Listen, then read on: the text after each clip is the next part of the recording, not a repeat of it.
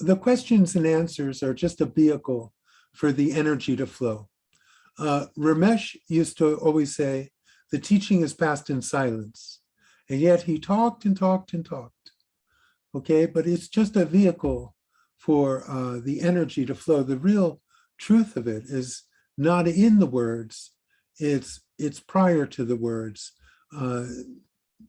Genuinely, although you are seeing this as you're asking a question, Ananta is giving you an answer, like that. You know, you're seeing it as an interchange, right?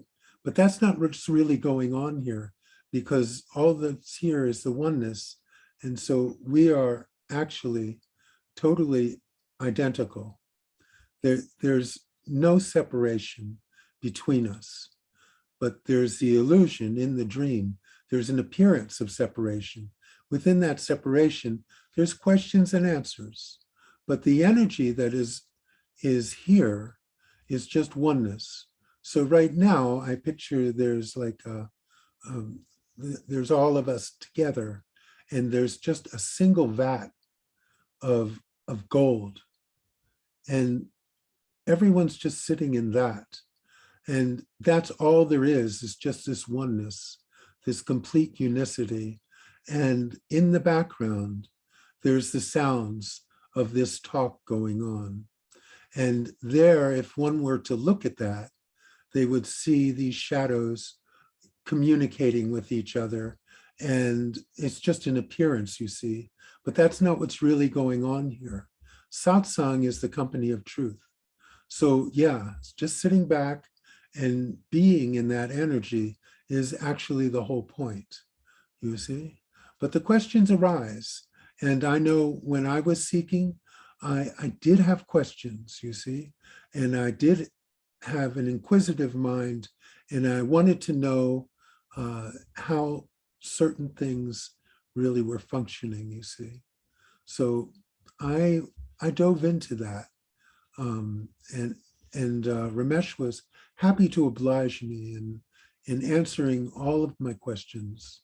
And really, though, what it came down to was just the energy, you see. He was simply in that same energy as his guru, Maharaj, Nisargadatta. There was just that energy.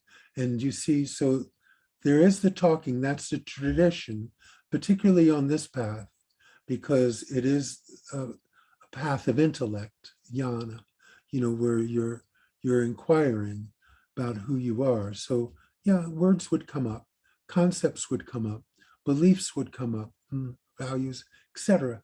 All that comes up, but that's not what it is, you see, because actually what I'm saying cannot be contained in a word or a concept. You see, that which I'm pointing to is too great for any concept. No concept can hold it. It's impossible. Still, the talking goes on. I'm from this tradition, and I'm living proof that it can work. You see, it can eventually erode that sense of me that has been so embedded into the things that you think, say, and do. And you see, you become lost in that tunnel vision of me, but you don't even know you're lost there.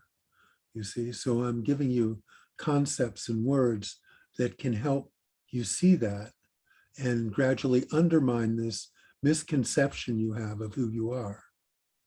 Because that which you truly are can't fit into any concept anyway. So anything that you conceive yourself to be cannot be correct. But I'm giving you concepts anyway that will help erode the incorrect concepts that you have now. You see, the Vedas say, you take a thorn to remove a thorn. You see that neither one are correct. So you have a thorn, you take another thorn to remove it. They're both thorns. And once you've removed the old thorn, you throw them both away. Then you don't need any concepts or beliefs. You see, it's all done then. So this is just a process. And if you don't have any questions, it doesn't matter. That's fine. I'll still sit here. You see, and it's just resting in that. And if you do have questions, you're more than welcome. Everyone, more than welcome. I'm happy to hear them. I'm happy to speak. And that keeps the energy flowing too.